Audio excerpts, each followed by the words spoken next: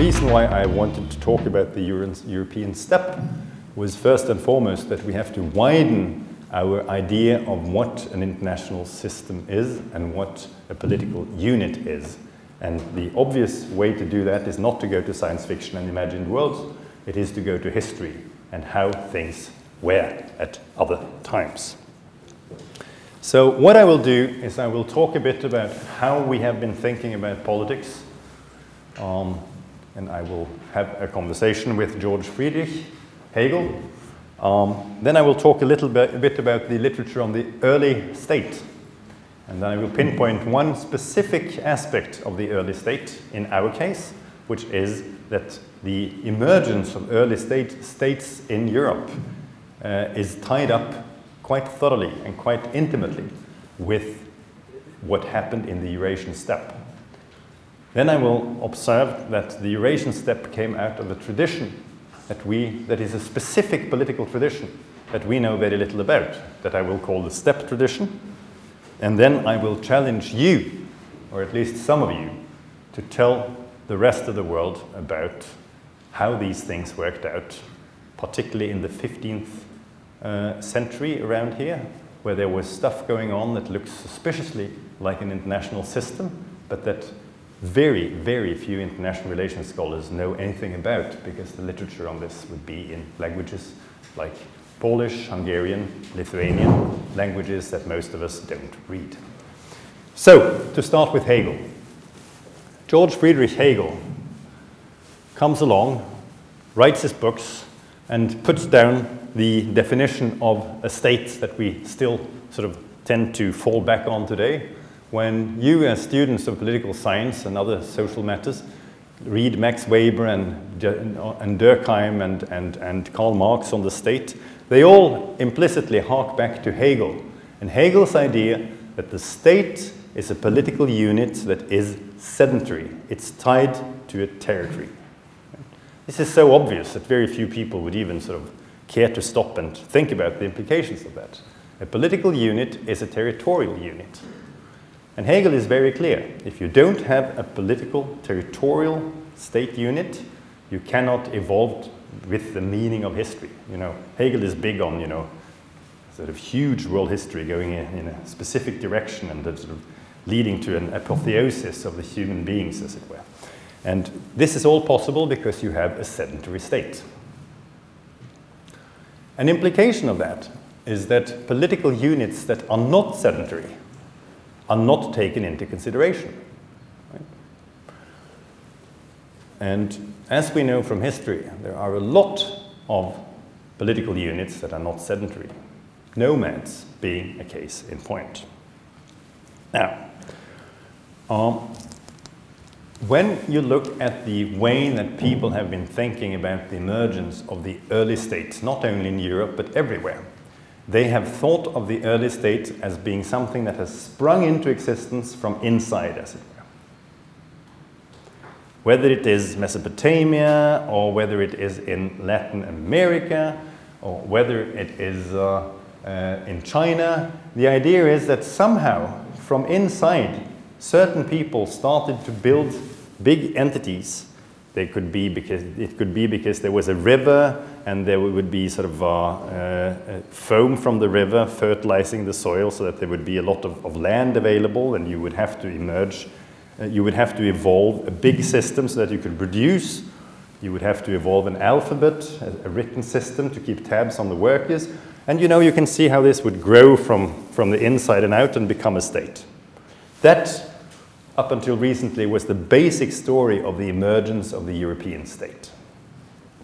There's a problem with this view, which is that it does not necessarily reflect how archaeologists and others who study the early state have come to think of the emergence of the state. They are rather looking at relations that give rise to the emergence of the state. Relations in the sense that there will be different small parts that would compete about creating something. For example, to take Mesopotamia as an example, the Sumerians lived in cities, and the cities competed with one another. And what emerged as a proto-state was the result of competition between these states. And in a number of the other places where you see the state evolve, you can see the same thing. You may tell me about the emergence of the Lithuanian state later, but let me use the Rus and the Norwegian and the Swedish states as examples. What you typically had would be certain strong points around which a kinship line would form, and these would then compete about taking power. So you'd have what in Norwegian we call small kings, meaning chiefs. And the chiefs would compete, and then one chief would emerge victorious and then galvanize those what had been small political units into a bigger political unit, right?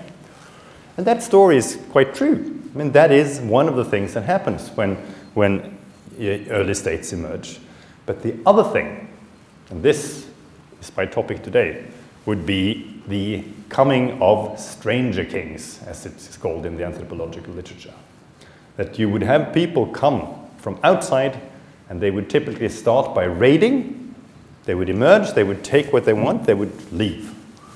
Then they would start taking tribute, and then they would start taxing us, and they still do. I take, at least in my experience, there is no escape from that. And who are these people who raid and take tribute and then go on to tax? Well, historically, in this part of the world, they came from the Eurasian steppe. I've been looking at the case of Rus, the first Russian political entity, the Rus Khaganate, and it grows out of raiding and then tribute taking by the Hussars. And the Hussars were a Turkic-speaking, a basic Turkic-speaking steppe polity that came and first raided and then took tribute. And they were the ones that were in place when the Varangians arrived from the north and did the same thing. Another set of stranger kings coming in, taking tribute, etc., and modeling what they did on the steppe. Why is it? I mean, this is glaringly in evidence in a country like, for example, Bulgaria, which owes its very name to the hybridization that is at work here. You would have local sedentaries living in the area, basically Slavs, but also other elements. Then you would have the Bulgars coming from the steppe, a basically Turkic-speaking polity, who would then come, take tribute, starting by raiding, taking tribute, settling down, lording it over the population, and then being assimilated by the local population. Those of you who know a little bit about Chinese history will see the pattern from there. Northern barbarians would come, they would take tribute, sometimes they would overrun the country. The Chinese regime that disappeared in 1911 was an example of that. The Manchus, they had come exactly like that in the 1600s and taken over. So this is an ongoing concern in world history. Now, that begs the question, from where did these steppe peoples come? How is it possible that the steppe, a huge, pretty arid area, could produce these political entities that would then go on to be so important in the formation of states around its rim?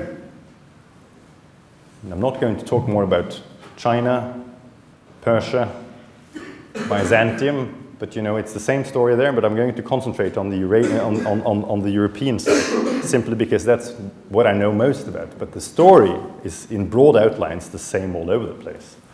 Well, where did they come from? There is a continuous story of steppe empires beginning sometime in the 7th or 8th century before Christ.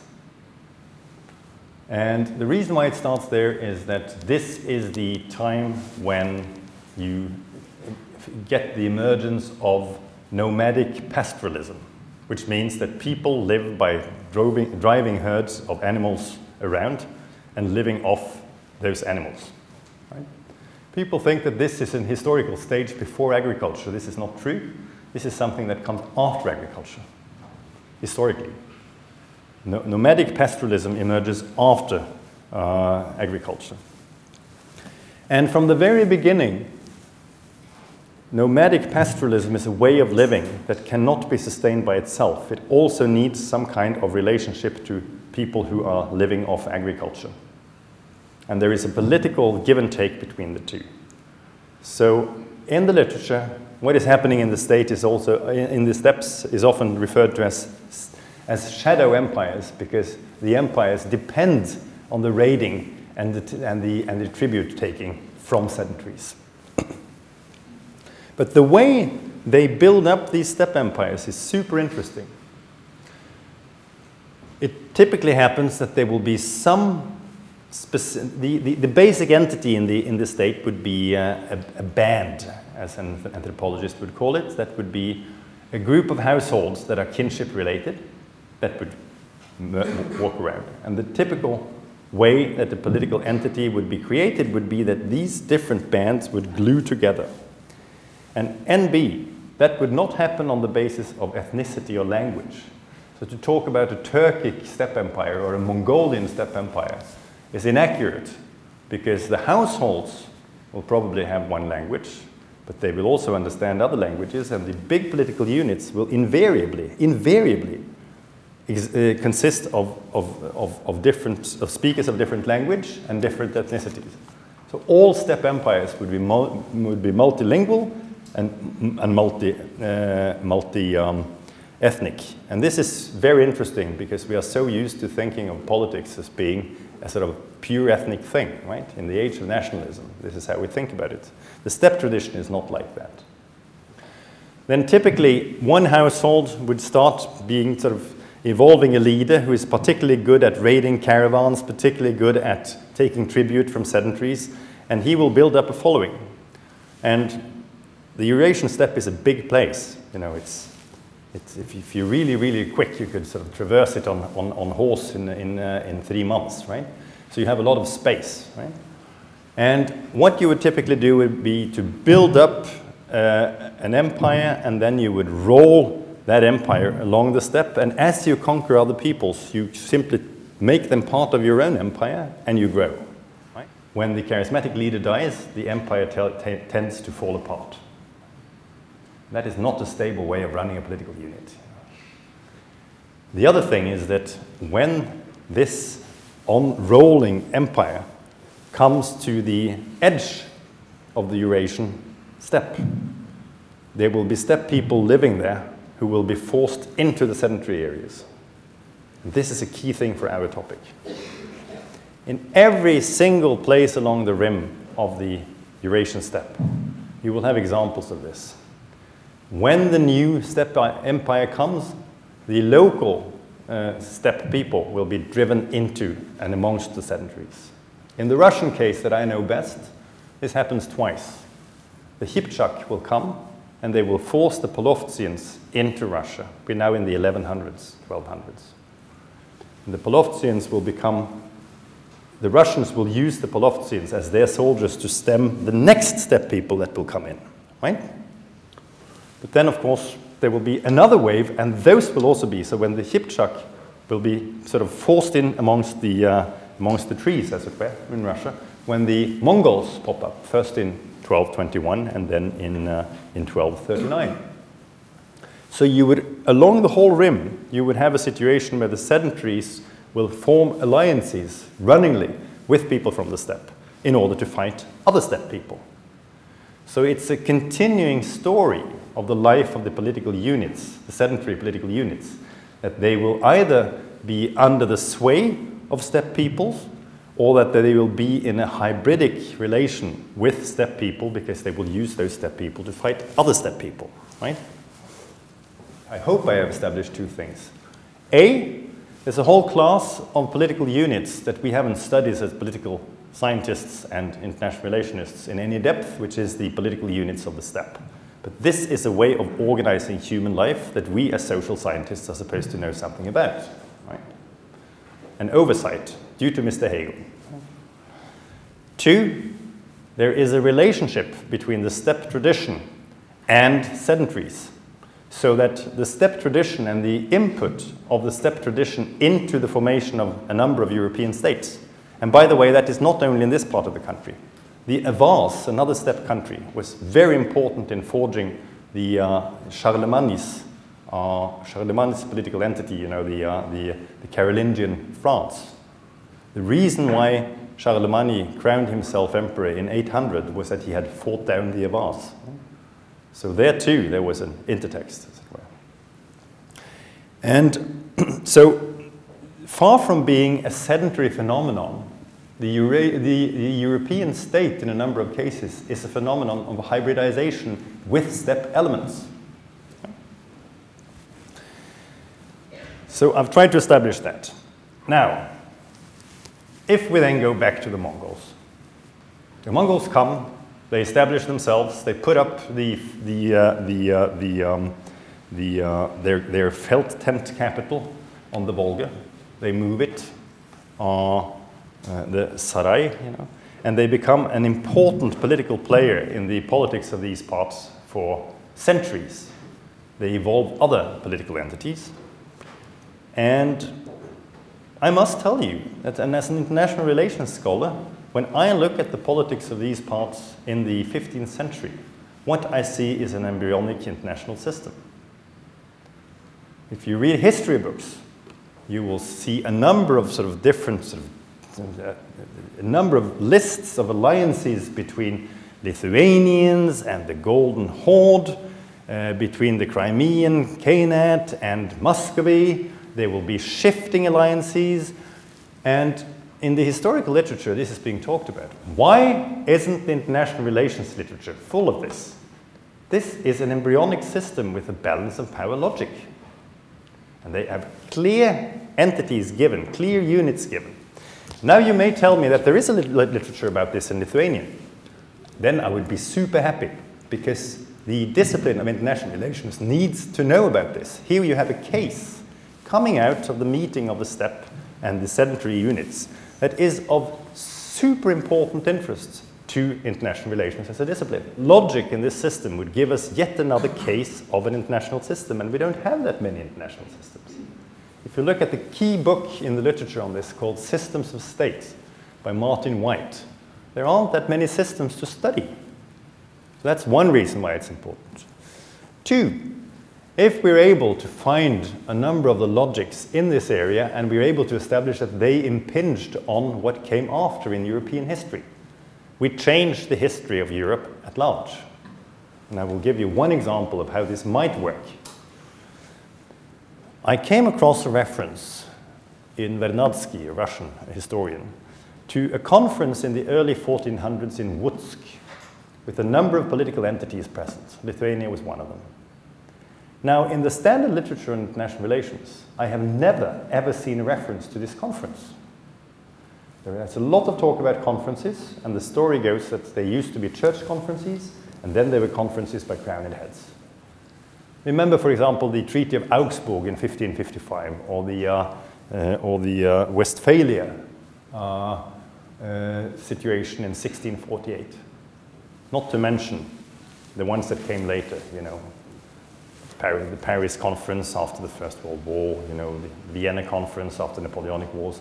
These are super important happenings because they set down a number of rules for how the system should work, and they mature the system. Right?